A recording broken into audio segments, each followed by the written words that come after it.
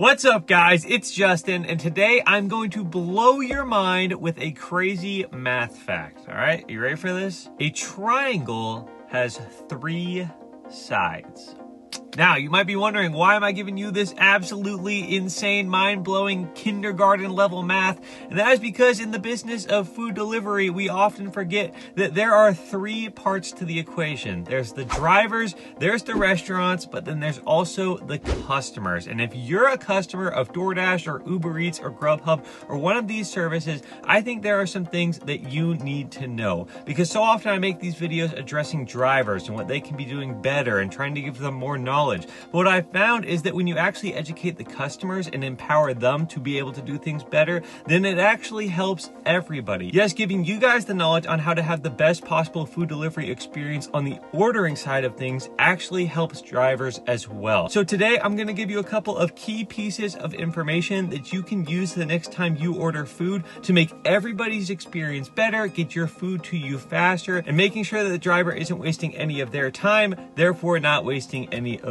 yours. So strap in, and if you find this information valuable, all I would ask is you would please like this video and go ahead and subscribe to the channel if you want to see more side hustle content. And with that, let's dive straight into it. Okay, so when it comes to the customer-driver relationship, I gotta say, just based on the comments that I've seen on my videos, there seems to be a lot of animosity. It's almost like the drivers are against the customers or the customers are against the drivers, but really when you look at this whole big equation of food delivery, we are on the same team. We are trying to get you your food as fast as possible because at the end of the day, you are the customer and you are the reason that we are getting paid. And then in return, we are hoping that you maybe pay us a little bit more in the form of a tip for giving you great service. Now, I know on DoorDash, you tip before you actually get the service, and that can turn a lot of people off. You don't want to put $5 or $10 on there with the risk that some bum might pick up your food, get completely lost, do some terrible things to it, eat a couple fries, take an extra half hour to get it to you just to get cold food, and then you have already tipped them a substantial amount of money.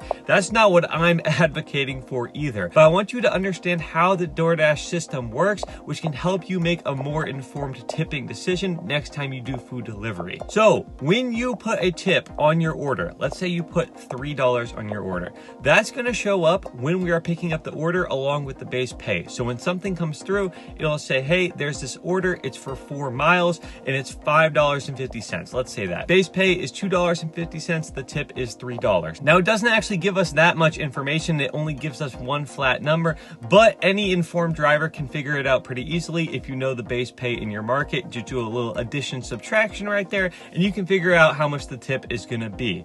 Now the thing about DoorDash drivers that people might not realize is that we are independent contractors, meaning that we can take the jobs that we want and we don't have to take the jobs that we don't want. So if you put a $0 tip on there and there's a 7-mile trip to make $2.50, that is most likely going to get declined. And after it gets declined, the next driver is going to get it and they are most likely going to decline it. And it's probably going to get declined over and over and over again. And what happens is DoorDash is going to start to bump up that base pay every single time it gets declined so they can try to incentivize a driver to take the order. Now again, if we're talking a 7-mile trip and we're starting at $2.50, it's going to take a lot of drivers to make that trip worth it. Typically, we don't want to take any orders that are less than $1 per mile. So DoorDash would have to get that order all the way up to $7 base pay for that order to really be worth it for a driver to take. Now, you might get lucky and a beginner driver that thinks that they have to take every single order picks it up, but that is most likely not the case. Instead, what will happen is it'll just continue to get declined over and over and over again until eventually your food is either freezing at the restaurant or DoorDash cancels the order altogether because they know that it's not getting picked up. So what can you do to make sure that you actually get your food in a timely manner? Well, the short answer is to tip. And I'm not trying to be greedy here and say everybody needs to tip a ton of money so they get their food and it's worth it for us. That's not the message that I'm trying to preach. But even if you are a cash tipper, somebody that says, you know what, I don't like to put money into the app, I'd rather pay them $10 in cash when they get here so that they know that it's actually going to go straight to them and maybe escape the IRS just a little bit. Well, that's great, but you should know that the app isn't going to register that, so that order is not going to be very appealing to drivers. Now, I've gotten this question before on what can I do if that's me, if I like to tip in cash. cash. Well, my message to you would be, unfortunately, you probably need to put a little bit of money into the app, maybe $2, $3, or $4 to at least make the drive worth it for the driver. And then if you were going to tip more, then you can do that in cash once the driver arrives.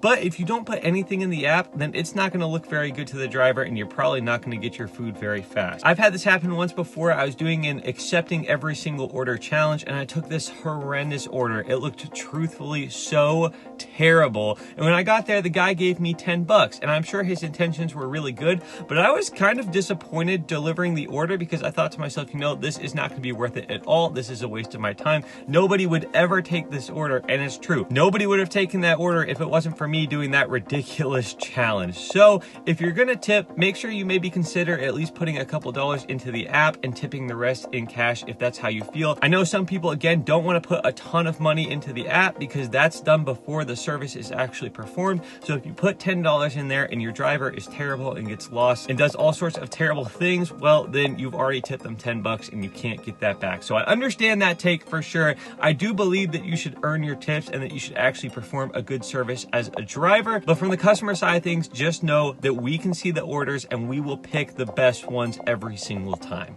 Now, on the flip side of that, I just want to throw this out there. DoorDash does this kind of suspicious thing called hidden tips, where if you put a $20 tip on your order because you're a super generous and amazing person, well, we're actually not going to see that either. It may show up that the trip is for 7 miles and that the order is for $10 and not let us know that the order is actually much larger and that the tip is enormous until we actually drop off the food. So if you're one of those people and you put an enormous tip, let's say you put $100 in there because you're just going crazy that day.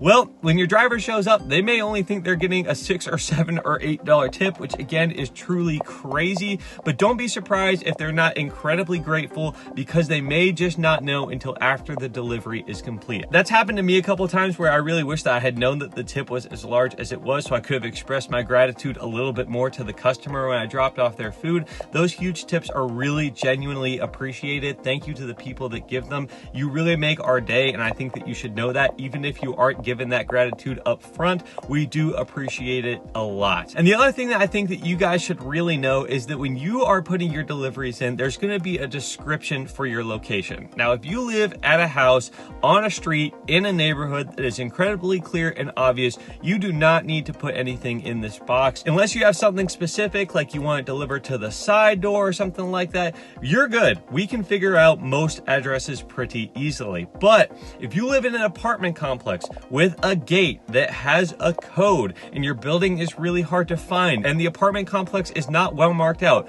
you need to be filling out those description boxes for your sake and ours. It is incredibly difficult to find certain residences. That is just the honest truth. And you know, if you live at one of these, if you're out here texting your buddies when they come over and letting them know exactly how to get to your place, you need to be putting that same information into the delivery instructions box. That is just how it is, because we don't want to be driving around for an extra 10 minutes trying to find where you live and then having to call you and get more information. That is just a waste of our time.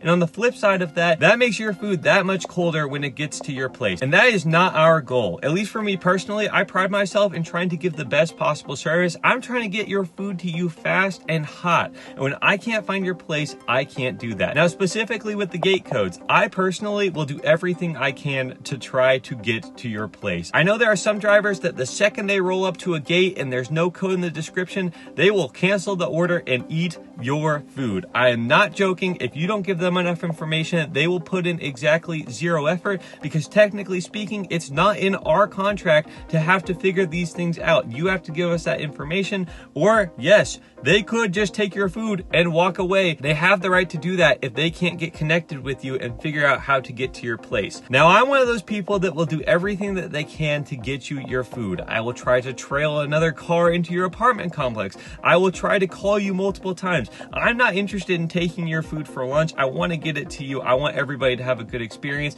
I might go a little bit beyond what our contract states, but it's because I genuinely care about the customers. But there are some people, I'm telling you, that will not do that, and you should know that. I had an experience just the other day where a person actually did put in a description and said, hey, we live on a farm. You have to drive in quite a long ways, but look for the barn that has the white Jeep next to it. pretty simple instructions. So I drove onto this land and there was probably 5 or 10 barns and I could not find this white Jeep. I drove everywhere. I was all over this person's land. I'm sure there were people that could see me that thought, what is this guy doing on our property? And eventually I was at the point of giving up. So I called the person. I said, hey, I cannot find which barn you're talking about. Can you come outside? Because I can't find you whatsoever. I cannot find this Jeep. And the guy answered and said, sure, okay, yeah. And he walked out and I found him right away at one of these barns. And I rolled up and I said, hey, I'm sorry, man. I didn't see the white Jeep that I was looking for. And he said, oh, that's funny. My wife actually sold the Jeep multiple weeks ago, so I don't know why that's still in her description. Well, if you use a description, you can reuse it over and over again. So if you're doing that, make sure you have the most up-to-date information in there, or else somebody will be circling around looking for your white Jeep to absolutely no avail. So please make sure those descriptions are updated. That helps us, that helps you. And really, I'll end it here on a little bit of a controversial note because I know some of my driver friends are going to disagree with me, but we do appreciate you as customers. We appreciate you giving us your business. At the end of the day, we are here to serve you and help you and get you your food, and you are the people that keep us on the roads. So thank you very much. If there's nobody else out there, at least I am grateful for you and what you do for us. So thank you very much for watching this video. Thank you for being the customer because we need you to drive. And with all of that said, I hope you have an amazing rest of your day, and I'll see you soon.